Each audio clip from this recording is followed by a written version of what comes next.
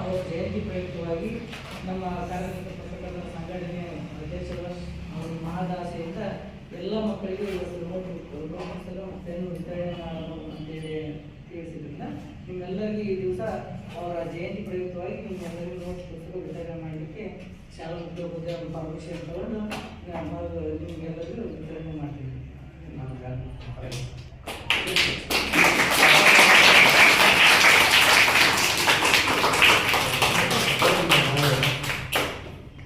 Manjunath sir ಅವರು ಇದುವರೆಗೂ ಸಾವಿತ್ರಿ ಬಾಪುಲೆ ಬಗ್ಗೆ ನೋಟ್ಬುಕ್ ವಿತರಣೆ ಮಾಡೋದ್ರ ಬಗ್ಗೆ ತಮ್ಮ ಒಂದು ಭಾಷಣ ಮಾಡಲಿಕ್ಕೆ ಧನ್ಯವಾದಗಳು. ಈಗ ಶಿವರಾಜ್ ರೈ ಅವರಿಂದ ಈ ಕಾರ್ಯಕ್ರಮಕ್ಕೆ ನಾಲ್ಕು ಮಾತಾಡ್ತಾರೆ.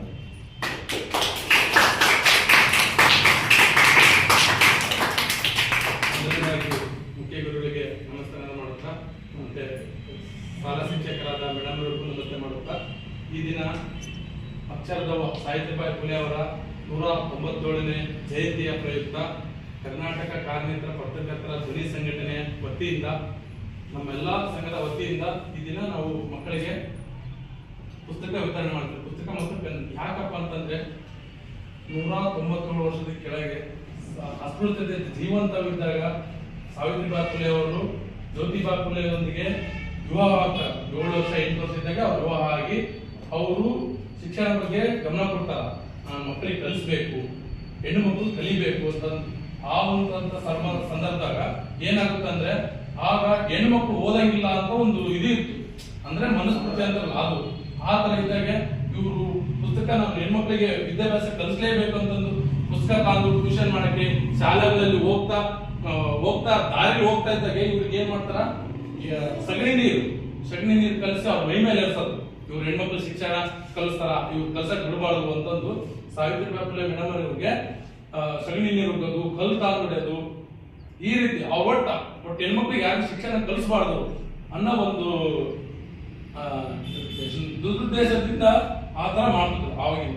ಅದನ್ನೆಲ್ಲಾನು ಮೀರಿ ಅವರ ಅವಮಾನಗಳನ್ನು ಸಹಿಸಿಕೊಂಡು ಅವನ್ನೆಲ್ಲ ಮೀರಿ ಅವ್ರ ಹೆಣ್ಮಕ್ಳಿಗೆ ಶಿಕ್ಷಣ ಕಲಿಸಿ ಇವತ್ತು ಈ ದೇಶದ ಮೊದಲ ಶಿಕ್ಷಕಿ ಸಾವಿತ್ರಿಬಾಯಿ ಫುಲೆ ಅವರಾಗಿರೋದ್ರಿಂದ ನಾವೆಲ್ಲ ಇವತ್ತು ಹೆಣ್ಣು ಮಕ್ಕಳು ಸ್ವತಂತ್ರ ಈ ದೇಶದಲ್ಲಿ ಪ್ರತಿಯೊಂದು ಹೆಣ್ಮಕ್ಳು ಶಿಕ್ಷಣ ಕಲಿಯಕ್ಕೆ ಮುಖ್ಯ ಕಾರಣನೇ ಸಾವಿತ್ರಿಬಾಯಿ ಫುಲೆ ಅವರು ಅಂತ ಹೇಳ್ತಾ ನನಗೆ ಇಲ್ಲಿ ಮಾತಾಡಕ್ಕೆ ಅವಕಾಶ ಮಾಡಿಕೊಟ್ಟ ನಮ್ಮೆಲ್ಲರಿಗೂ ವಂದನೆಗಳನ್ನು ಸಲ್ಲಿಸ್ತೀವಿ.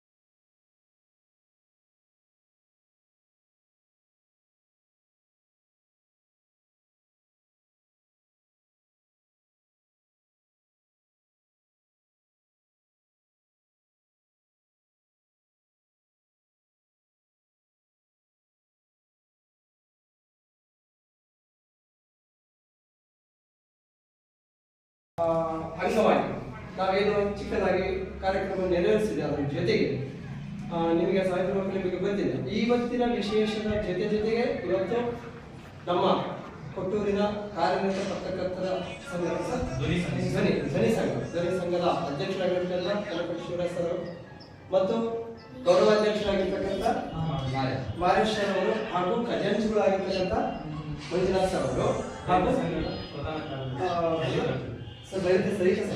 ರೈತ ಸಂಘದ ಪುತ್ತೂರು ತಾಲೂಕು ಘಟಕದ ರೈತ ಸಂಘದ ಪ್ರಧಾನ ಕಾರ್ಯದರ್ಶಿಗಳಾಗಿರ್ತಕ್ಕಂಥ ಮಲ್ಲಿಕಾರ್ಜುನ್ ಸರ್ ಅವರು, ಮಕ್ಕಳು, ಶಾಲಾ ಮಕ್ಕಳು, ವಿಶೇಷವಾಗಿ ಅದರಲ್ಲೂ ಹೆಣ್ಣು ಮಕ್ಕಳು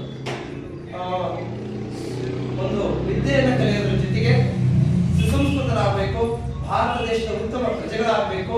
ಅದಕ್ಕೆ ಮೂಲಭೂತವಾಗಿ ಬೇಕಾಗಿರ್ತಕ್ಕಂಥದ್ದು ಅಕ್ಷರ ಮತ್ತು ಸಾಕ್ಷರತೆ ಅಂತ ಹೇಳಿ. ಅಕ್ಷರಗೂ ವಿದ್ಯೆಗೂ ಸಾಕ್ಷರತೆ ಸ್ವಲ್ಪ ವ್ಯತ್ಯಾಸ ಇದೆ. ವಿದ್ಯೆ ಅಕ್ಷರಗಳನ್ನು ಎಲ್ಲರೂ ಕಲಿತಾರೆ, ಸಾಕ್ಷರತೆ ಅಂತಕ್ಕಂಥದ್ದು ಬಹಳ ಮುಖ್ಯ. ನಾವೆಲ್ಲಿ ಹೇಗೆ ಮಾತನಾಡ್ತೀವಿ, ಯಾವ ರೀತಿ ಕಲಿತೀವಿ ಅನ್ನೋದು ಬಹಳ ಮುಖ್ಯ. ಆ ನಿಟ್ಟಿನಲ್ಲಿ ಒಂದು ವಿದ್ಯೆಗೆ ಮತ್ತು ಅಕ್ಷರ ಜ್ಞಾನಕ್ಕೆ ಬೇಕಾಗಿರ್ತಕ್ಕಂತಹ ಒಂದು ಪರಿಕರಗಳು ಅತಿ ಮುಖ್ಯವಾಗಿ. ಈಗ ಒಂದು ಯುದ್ಧ ಮಾಡಕ್ಕೆ ಹೋಗ್ತೀವಂದ್ರೆ ನಮಗೆ ಕೆಲವೊಂದು ಶಿರಸ್ತ್ರಾಣ ಬೇಕಾಗಿರುತ್ತೆ, ಖಡ್ಗ ಬೇಕಾಗಿರುತ್ತೆ, ಗುರಾಣಿ ಬೇಕಾಗುತ್ತೆ. ಹಾಗೆ ಬರಕೈಲಿ ಹೋಗೋದಕ್ಕಿಂತಲೂ ನಮ್ಮನ್ನು ನಾವು ಕಾಪಾಡ್ಕೊಳ್ಳಿ, ಹಾಗೆ ಅವೆಲ್ಲ ಬೇಕಾಗುತ್ತೆ, ಖಡ್ಗ, ಗುರಾಣಿ. ಹಾಗೆ ವಿದ್ಯೆ ಕಲಿಯಲಿಕ್ಕೆ ಕೆಲವೊಂದು ನಮಗೆ ಸಾಮಗ್ರಿಗಳು ಬೇಕಾಗಿರ್ತವೆ. ಅದರಲ್ಲಿ ಪ್ರಮುಖವಾಗಿ ಬೇಕಾಗಿರ್ತಕ್ಕಂಥದ್ದು ಫಸ್ಟ್ ಬೇಕಾಗಿರೋದು ಬುಕ್ ಪೆನ್. ಬ್ಯಾಗ್ ಇಲ್ಲದ್ರೆ ನಡೀತದೆ, ಕೈಯಾಗೆ ಬುಕ್ ಇಟ್ಕೊಂಡ್ಬರ್ಬೋದು, ಅವಾಗ ಬುಕ್ ಇಟ್ಕೊಂಡ್ಬರ್ಬೋದು. ಬ್ಯಾಗ್ ಇಲ್ಲದು ನಡೀತದೆ. ಸೊ ಬುಕ್ ಬಹಳ ಇಂಪಾರ್ಟೆಂಟು. ಅದನ್ನು ಬರೀತಕ್ಕಂಥ ಮತ್ತು ಓದ್ತಕ್ಕಂಥ ಪುಸ್ತಕಗಳು ಅತ್ಯಂತ ಪ್ರಮುಖವಾಗಿರ್ತಕ್ಕಂಥದ್ದು. ಓದ್ತೀವಿ, ನಾವೆಲ್ಲ ಮಾಡ್ತೀವಿ, ಆದರೆ ಬರೀಲಿಕ್ಕೆ ಅತ್ಯಂತ ಪ್ರಮುಖವಾಗಿ ಬೇಕಾಗಿರ್ತಕ್ಕಂಥದ್ದು ನಮಗೆ ಪುಸ್ತಕಗಳು ಮತ್ತು ಬರೀಲಿಕ್ಕೆ ಪೆನ್. ಅದನ್ನೇ ಹೇಳ್ತಾರ, pen is mightier than sword ಅಂತ ಹೇಳಿ. ಖಡ್ಗಕ್ಕಿಂತಲೂ ಹರಿತವಾಗಿರ್ತಕ್ಕಂಥದ್ದು ಪೆನ್. ಎಸ್ಪೆಷಲಿ ಪತ್ರಕರ್ತರಿಗೆ ಅದು ಗೊತ್ತಿರುತ್ತೆ. ಈ ಪೆನ್ನಿನಿಂದ ಏನೆಲ್ಲ ಕ್ರಾಂತಿಗಳು ಆಗಿದ್ದಾವೆ. ಅದೇ ರೀತಿ ಅಕ್ಷರ ಕ್ರಾಂತಿ ಆಗಬೇಕು, ಉತ್ತಮ ಜ್ಞಾನಿಗಳು ವಿದ್ಯಾವಂತರಾಗಬೇಕು ಅಂತ ಒಂದು ಸದುದ್ದೇಶದಿಂದ ಮಕ್ಕಳಿಗೆ ಪುಸ್ತಕಗಳನ್ನು ಕೊಡೋದ್ರ ಮೂಲಕ ಒಂದು ಪ್ರೋತ್ಸಾಹವನ್ನು ಕೊಟ್ಟಿದ್ದಾರೆ. ವಿದ್ಯೆಗೆ, ಮಕ್ಕಳ ವಿದ್ಯೆಗೆ, ಅದರಲ್ಲೂ ಹೆಣ್ಣು ಮಕ್ಕಳ, ವಿಶೇಷವಾಗಿ ಹೆಣ್ಣು ಮಕ್ಕಳ ವಿದ್ಯೆಗೆ ಒಂದು ಪ್ರೋತ್ಸಾಹಕರವಾಗಿರ್ತಕ್ಕಂಥ ಸಾಮಗ್ರಿಗಳನ್ನು ವಿತರಿಸಿರ್ತಕ್ಕಂಥ ಎಲ್ಲ ಕಾರ್ಯನಿರತ ಪತ್ರಕರ್ತರ ಧ್ವನಿ ಸಂಘಟನೆಗೆ ಹಾಗೂ ಎಲ್ಲ ಸನ್ನಿಹಿತರಿಗೂ ಒಳ್ಳೆಯದಾಗಲಿ, ಶುಭವಾಗಲಿ. ಅವರಿಗೂ ಅವರ ಸಂಘ ಮುಂದೆ ಇನ್ನೂ ಉತ್ತಮವಾಗಿರ್ತಕ್ಕಂಥ ಕಾರ್ಯಗಳು ಅವರಿಂದ ಶಿಕ್ಷಣಕ್ಕೆ ಕೊಡುಗೆಯಾಗಿ ಬರಲಿ. ಚಿಕ್ಕದಾದ್ರೂ ಕೂಡ ಚೊಕ್ಕವಾಗಿ ಮತ್ತು ಅದು ಒಂದು ಮಹತ್ ಕಾರ್ಯ. ನಾವೆಲ್ಲ ಪೆನ್ ಬುಕ್ ಕೊಡ್ತೀವಿ ಅಂದ್ರೆ, ನೀವೆಲ್ಲ ಕೊಡ್ಕೊತೀವಿ ಅಂದ್ರೆ ಕೂಡ ಅವ್ರು ಕೊಡ್ತಕ್ಕಂಥದ್ದು ಪ್ರೋತ್ಸಾಹ ಬಹಳ ಇಂಪಾರ್ಟೆಂಟ್. ಅದು ಈಗ ಬಂದಿದ್ರಪ್ಪ, ನಮಗೆ ಕೊಟ್ಟಿದ್ರು, ಕಲಿ ಅಂತ ಹೇಳಿದ್ರು ಅಂತಕ್ಕಂಥದ್ದು ಶಾಶ್ವತವಾಗಿ ನೆನಪಿರುತ್ತೆ, ಕಲೀಲಿಕ್ಕೆ ಪ್ರೋತ್ಸಾಹ ಕೊಡುತ್ತೆ. ಆದ್ದರಿಂದ ಇಂತಹ ಸಂಘ ಸಂಸ್ಥೆಗಳು ಮತ್ತು ವ್ಯಕ್ತಿಗಳು ಏನು ಕೊಡುಗೆ ಆಗಿ ಅಥವಾ ದಾನವಾಗಿ ಕೊಡ್ತಕ್ಕಂಥದ್ದು ಅವ್ರಿಗೂ ಶ್ರೇಯಸ್ಸು ಮತ್ತು ತಗೊಂಡವ್ರಿಗೂ ಶ್ರೇಯಸ್ಸು ಅಂತ ಹೇಳ್ತಾ, ಇನ್ನೂ ಹೆಚ್ಚೆಚ್ಚು ಉತ್ತಮ ಕಾರ್ಯಗಳು ನೆರವೇರಲಾಗಿದೆ ಅಂತ ಹೇಳ್ತಾ, ತಮ್ಮೆಲ್ಲರ ಸಹಕಾರ ಚೆನ್ನಾಗಿದೆ, ಮುಂದೆ ಇರುತ್ತೆ ಅಂತ ಭಾವಿಸುತ್ತಾ ತಮ್ಮೆಲ್ಲರಿಗೂ ಮತ್ತೊಮ್ಮೆ ಧನ್ಯವಾದಗಳು. ಶಾಲಾ